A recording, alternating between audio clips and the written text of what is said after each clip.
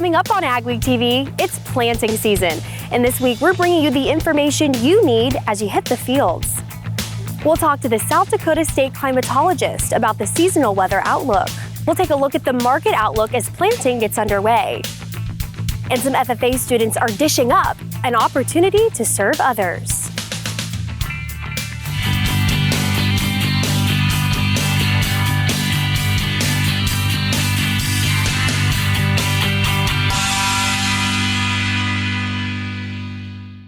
Welcome to AgWeek TV. I'm Emily Beal. This week we are coming to you from Peterson Farm Seed based in Prosper, North Dakota for our special spring planting show. We'll be covering all things planting this week, from planting weather outlooks and conditions to talking pre-planting markets with an expert. The planting outlook looks quite different depending on where you are in the region. Ariana Schumacher met with a weather expert to see how the weather is impacting South Dakota's planting season. Thanks, Emily. I'm joined here with Laura Edwards, the state climatologist for the state of South Dakota. So Laura, what kind of drought conditions have we been seeing in South Dakota, and how are things looking as we enter planting season? You know, over the winter, we actually increased our area of dryness and drought across South Dakota as we had very little snow and very warm temperatures that really we lost some moisture over the winter season, and something that we might characterize as a snow drought. But now that we're starting to get into spring, into our wet season, we've actually seen some improvements in the drought conditions in South Dakota, in the north central and eastern part of the state over the last few weeks.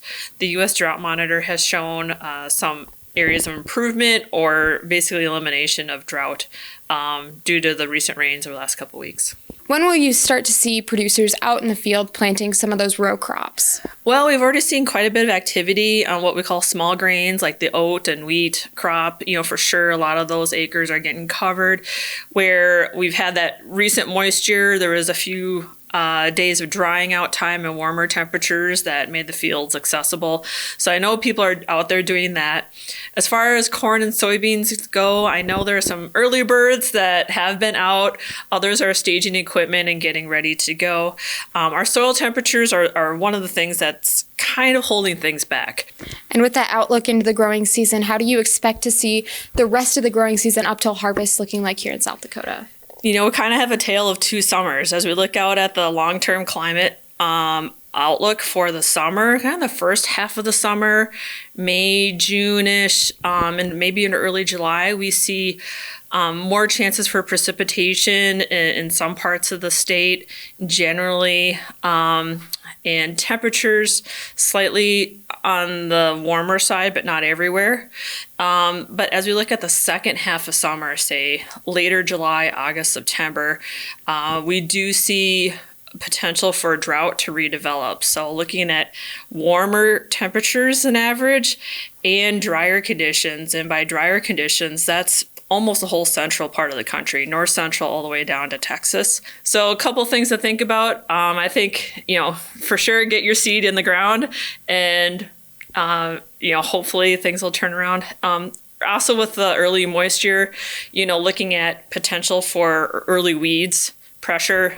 So get your pre-emerge down early, potential early disease if it's really moist. Perfect. Well, thank you so much, Laura. In Aberdeen, Ariana Schumacher for AgWeek. Thanks, Ariana. Along the eastern border of South Dakota, April showers and cooler temperatures aren't holding up planting for Dave Ellens. The Madison area farmer is also president of the South Dakota Corn Growers Association. He says it's an average start date for him, even though this year is a little cooler. He says soil conditions are prime. He's starting on corn and hoping to beat the rain. There's enough moisture in the ground for the seed to start germinating, but yet it's dry enough we can get pretty much fence post to fence post. So, the soil conditions are about perfect, so we're pretty happy to get going. Moving over to southeast Minnesota, the dry and warmer than normal temps are also giving planting a boost, although some are delayed by rain. Tom Hoverstead, a scientist at the Southern Research and Outreach Center, says the rain shouldn't affect planting too much. It's not time to panic yet. We still have some time to get corn and soybeans in the ground. Again, we think back to last year where we were in there about the same time. We came out with a tremendous crop. Hoverson says if corn and soybeans are planted by May 10th, growers will recognize genetic yield potential. Up next on AgweekTV, we'll talk to an expert about the market outlook for this season. The AgweekTV Spring Planting Show is sponsored by Peterson Farm Seed. Hey Farm and City kids, get ready for Farmers Union Camp. Enjoy sports, water games, team building exercises, theme nights, dances, cooperative learning, and more. Junior camps are held throughout the summer for kids in grades 3 through 6, and senior camps for grades 7 through 12. Free transportation provided at camp locations in Jamestown and Elgin. Register at ndfu.org or download the NDFU mobile app to sign up today. Power Rich Fertilizer is a leading provider of macro and micronutrient fertilizers customized for you. Our products, including granular and liquid foliars, are designed to enhance your crop's yield and disease resistance. We're here to help you get the most out of your crop with our incredible products. To learn more, call Steve Jerolimic at 701-799-2672. Discover the Power Rich difference. Contact us today. There's no easy button, no guarantees, or promises of a good year. This is farming. It's unpredictable and demanding, with long days and sometimes stressful nights. It's weathering the storms and coming out successful. Farming isn't for everyone. We thank those who make it their life, because it is for everyone. Integrity, excellence, teamwork. At Titan Machinery, we take care of our team. Whether you are an experienced technician or looking to start your career, Titan has a spot for you. Earn a competitive pay with the potential to make in excess of 6 figures. Service techs, come grow with a company that invests in you. Titan Machinery offers company HSA and 401k contributions, free single healthcare, and a generous tool allowance. Plus, we'll provide all of your uniform and safety gear. Apply today at titanmachinery.com/careers. Dream of owning North Dakota hunting land? People's Company and RE/MAX Now are auctioning 80 acres in Barnes County through an online-only auction, May 3rd through 7th, featuring grassland, a small pond, and 11 acres of cropland. This will be sold as one tract. Don't miss this amazing opportunity to own hunting land just 60 minutes from Fargo and 20 minutes from Valley City. Register and bid online at peoplescompany.com. That's peoplescompany.com. Your legacy starts here. Welcome back to our special planting show from Peterson Farms Seed. How are the markets sitting this planting season? Jenny Schleck met with an expert and has more. Thanks, Emily. We're here with FR Olsson, the crops economist and marketing specialist for North Dakota State University Extension. And FR, obviously people are getting in the fields and they're trying to decide what they're going to do with those crops once they come up. What are some key factors that you're watching this season? Yeah, so right now we're kind of in that funny transition between watching the production and what's happening in South America and all the weather conditions there, to now all of a sudden focusing on what's happening in the U.S. And of course, as we start planting season, all eyes are going to be on the weather forecasts, and in particular what's happening in Iowa and parts of eastern Nebraska, because those areas right now are very dry. I know the corn and soybean markets will be watching that very closely, as well as just general planting progress to see how fast is the crop going in, and what are that implications then for yield potential and later on in the growing season when we get into the key reproductive stages for pollination and flowering. And we also are in a situation where we're having a nicer spring than we've had the last few years. And how do you think that those conditions are going to change what came up in that March prospective plantings report? Yeah, so we did, in the prospective plantings report, we did see and expect a cutback in corn acreage, basically flat to a little up in spring wheat, but then an increase in soybeans. And again, mainly because of relative prices and some of the things going on in the market.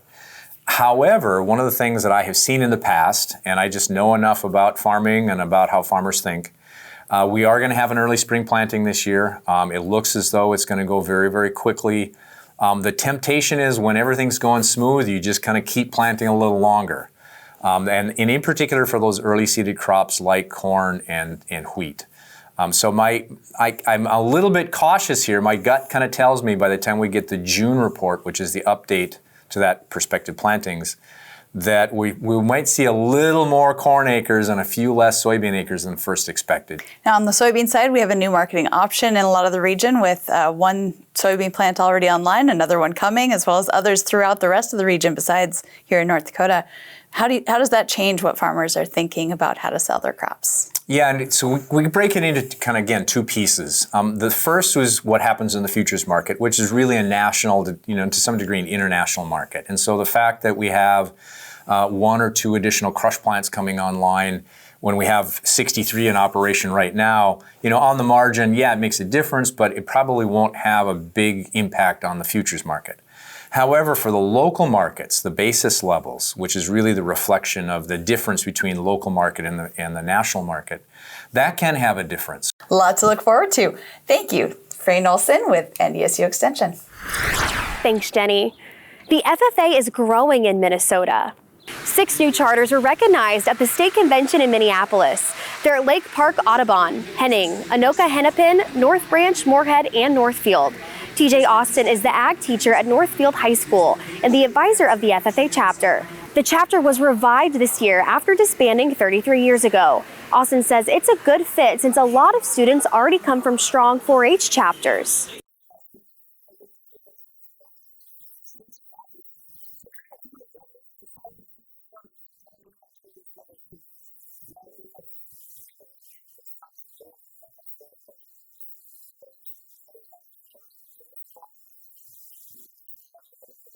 Northfield paired with Randolph, Minnesota before forming its own chapter. One of the main aspects of FFA is service. That's why South Dakota FFA members made sure they did their part to make a difference in their communities during the state FFA convention. Ariana Schumacher has more from Brookings. FFA students from across the state came together at the state convention to package meals for Meals of Hope. For students like Carter McKenna, a senior at Bellefouche High School, opportunities like this allow him to give back and work with other students in his FFA chapter.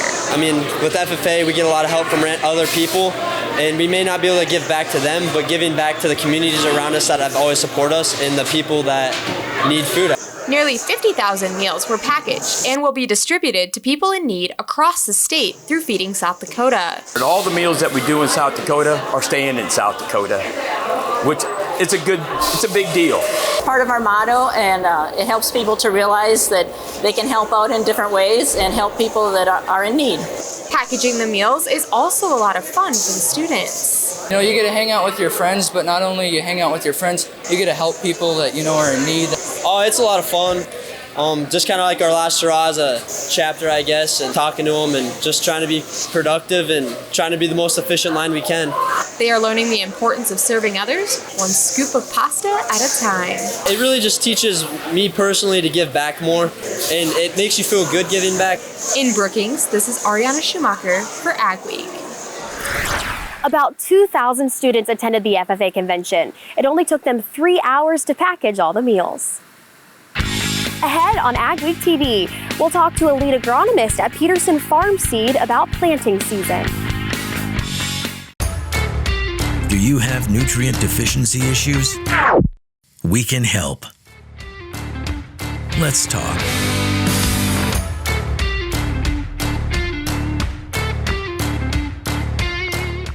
It was October 1st, 2009. We needed some machinery for the farm. We decided to see if we could become a dealer, and that's kind of grown into what it's been today. We offer basically anything short line. Seed tenders, fertilizer spreaders, sprayers. We can really set ourselves apart by the knowledge we have in those things, by the amount of units we have on hand at all times. I just have a passion for helping people, getting to know people. It just becomes a lot of fun.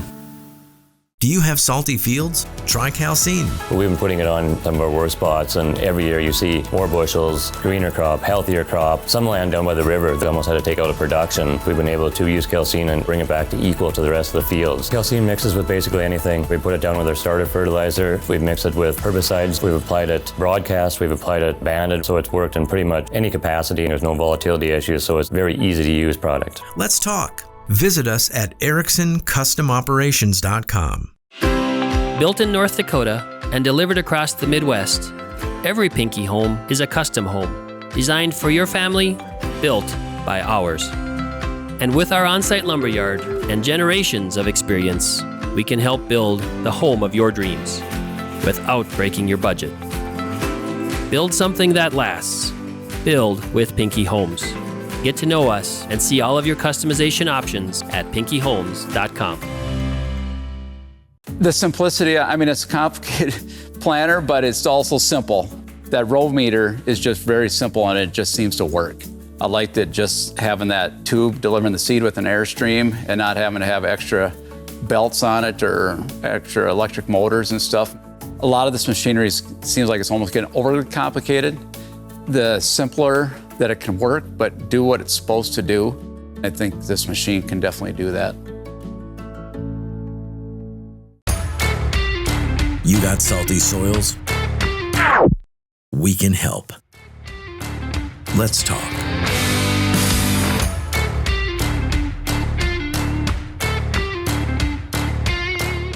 AgWeek Weather is sponsored by Bremer Bank. Connect with a banker today at bremer.com. Will the weather cooperate as the region rolls into planting season? Here's John with our AgriWeather Outlook.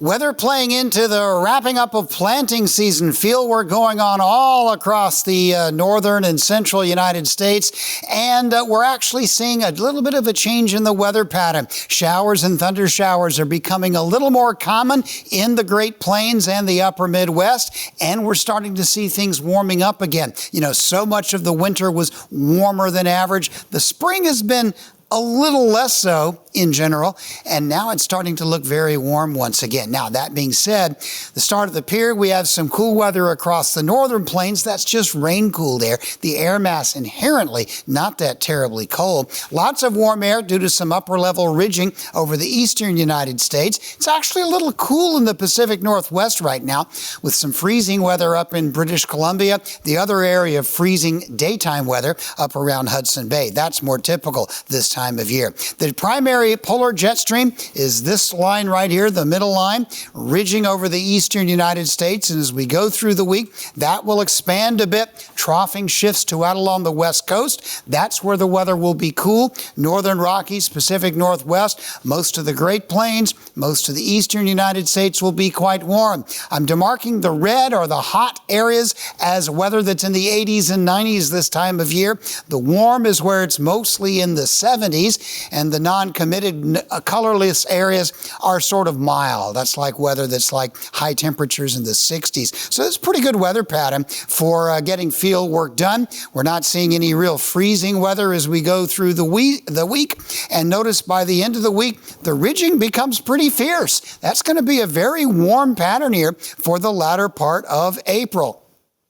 And it will stay fairly ridged as we go into the weekend. Looks like a little system will move out, but with this being on the south side of the jet stream, could produce some scattered showers, thunder showers, and thunderstorms in various parts of the Great Plains and upper Midwest. Now, as we go into the second week, which is now the first full week of May, it's still looking not only warm, but I would say warmer than average throughout most of the Great Plains. There'll be a little bit of troughing toward the end, but the warm weather pattern is not likely to leave. It's going to stay fairly mild throughout the region. For this week, April 28th through May 4th, some showers and thunderstorms down in the mid-south. Showers, maybe a few rumbles of thunder coming up as far northwest as North Dakota, and then spreading across the Great Lakes and the northern part of the Corn Belt. Southeast looks pretty dry. West Coast will get a few showers this week. And the second week, it's kind of the same areas. Showers and thunderstorms in a few areas of just general rain showers in the Great Plains. East Coast dries out a bit, and the West Coast stays generally wet and cold. Integrity, excellence, teamwork. At Titan Machinery, we take care of our team. Whether you are an experienced technician or looking to start your career, Titan has a spot for you. Earn a competitive pay with the potential to make in excess of 6 figures. Service techs, come grow with a company that invests in you. Titan Machinery offers company HSA and 401k contributions, free single healthcare, and a generous tool allowance. Plus, we'll provide all of your uniform and safety gear. Apply today at titanmachinery.com/careers. The Cray Revolution Ditcher is the new standard for surface water management. The Revolution Ditcher leaves a smooth finish 5-foot flat bottom cut and cuts up to 10 inches in one pass. Throw dirt in either direction, up to 165 feet. Now with the hydraulic cross auger to break up dirt and keep you working faster. Check out the Revolution Ditcher at Crary.com. There's no easy button, no guarantees, or promises of a good year. This is farming. It's unpredictable and demanding, with long days and sometimes stressful nights. It's weathering the storms and coming out successful. Farming isn't for everyone. We thank those who make it their life, because it is for everyone. Spray Advantage is a full-line, full-service dealer with everything you need for fertilizer and chemical applications, like electronics from Microtrack and Raven, pumps by Banjo and John Blue, a full line of poly parts, tanks, and spray tips. We support the equipment we sell with factory-trained service technicians and a well-stocked parts department. It's our commitment to offer you quality products at competitive prices with the best financing options available. Spray Advantage, proudly serving North Dakota and Minnesota. Looking to add non-GMO conventional and organic soybeans to your rotation this year? Soyco International out of Gary, Minnesota is looking for new farmer contracts for the 2023 season. They have proven marketing strategies, partnered with local agronomy expertise to work alongside and provide the certified seeds needed for their contract growers. Soyco International is offering premium prices to boost your operation's bottom line. Reach out to Sean Young today at 218-350-3863 to answer any questions. Welcome back to AgWeek TV. Joining me now is Rick Swenson, lead agronomist with Peterson Farms Seed. Rick, are there any trends you're seeing this planting season when producers are coming to you? Yeah, a lot of sticking with the plan. I know there was some talk of maybe fewer acres of some corn and increased soybeans, but really a lot of people we're seeing are kind of sticking with a plan right now. Is there any new technology you guys are rolling out this planting season? We're really looking at a lot of that different stuff right now, whether it's glowing soybeans that kind of look different from the air. From a satellite standpoint, you can tell if a disease or a pest is maybe trying to attack them, or even some beans that we're actually treating with UV light to look at some yield increases. So a lot of different weird technology right now. For you, Rick, is there anything that you're excited to see this planting season? You know, for us, it's really getting back to the basics of agronomy. We've been doing studies now since 2005 and really taking a deep dive on that stuff, 300-400 level courses, college class, things like that. Just really getting into the deep dives of agronomy, trying to add bushels to people's farms. As farmers start to get their equipment ready and get rolling into the fields for planting season, do you have any advice for them? Stick to the basics. Really the only thing we can control is temperature, spacing, depth, and consistency. And those things can have 40 bushel plus impacts. And it's really, other than Mother Nature, we can't control. It's the one thing we can control. So really take the time to make sure that seed is exactly where you want it to be. The spacing is perfect. The depth is perfect. That's a huge, huge deal. Higher yields are very important. Is there anything you guys are doing to help bring education to farmers to help them achieve that? We're actually bringing back our Plus 20 program right now. It's a way that we can get trial work out on growers' farms.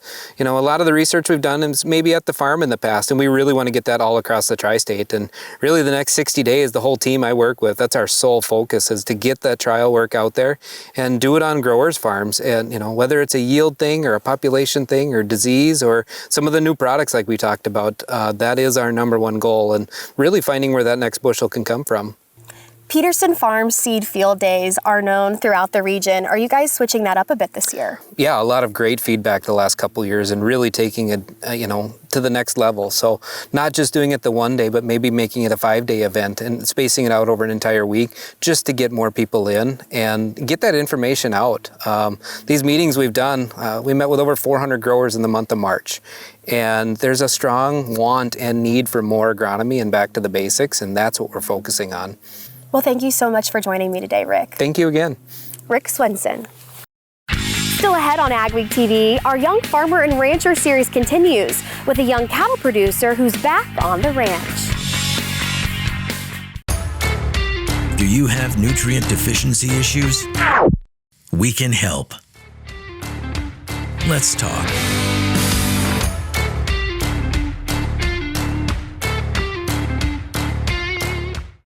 When it comes to grain storage and handling solutions, one call does it all. Gateway Building Systems is one of the largest Brock bin dealers in the U.S. Our expert team is dedicated to creating a customized plan for your future success. Expanding your operation has never been easier with our range of Brock solid bins, grain dryers, conveyors, and more. As your trusted partner, we are committed to serving the needs of farmers. Take the first step toward success and call Gateway Building Systems today. Do you have nutrient deficiency issues? Use AgweEK nanotechnology. The nanotechnology is able to get in the plant quicker and faster. We apply it a couple different times throughout the year depending on which crop it is. It's used, like I say, in spring. We use it in furrow with the sugar beets. We apply some of it as a foliar late season in the sugar beet harvest. We apply it as a foliar and as in furrow with the beans too, so it can be used spring, fall, late fall. We've used it all the seasons. Let's talk. Visit us at EricksonCustomOperations.com. Attention farmers, increase your revenue and prevent compaction from squeezing your profits with PTG's Central Tire Inflation System, now offered at OK Tire and Service.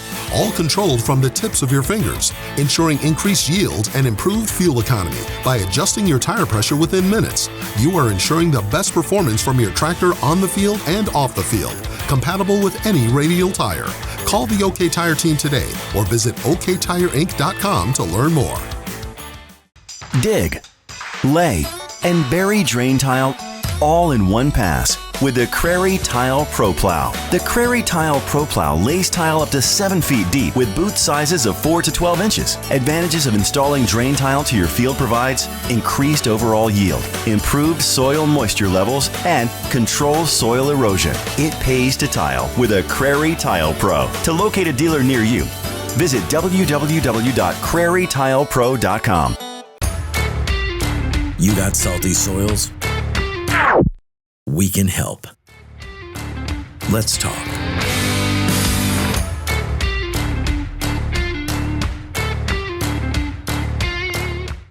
AgWeek's Young Farmer and Rancher series is brought to you by Bremer Bank. Our Young Farmer and Rancher series continues with a stop in Fulton, South Dakota, where we find a young rancher checking his cattle. The Census Bureau says the average farmer is 58 years old and only 9% are under 35. At 27, Mason Mayer has been growing grain and raising cattle for 2 years. His great-grandfather bought this land in the 1940s, but he says his family was a little surprised when he decided to leave his job at Nutrien Ag Solution 2 years ago to come back to the farm. We caught up with him in the middle of calving and getting ready to plant. When I am in the field planting, I'll get up in the morning, check, tag, make notes, calf sucked, no, yes, and I'll probably come back and check in the evening and probably go back planting after I'm done. Mayer says he has already faced plenty of weather challenges, but he has lots of help from family and friends when he needs it. Stories you'll only see on AgWeek.com and in AgWeek magazine this week. RDO celebrates 60 years of planting potatoes, and the Community Collaborative Rain, Hail, and Snow Network is looking for more volunteers. We appreciate you watching our special planting show at Peterson Farms Seed. Remember to check us out daily on Facebook, Twitter, Instagram, and TikTok to keep up on all your ag news. Have a wonderful week, everyone.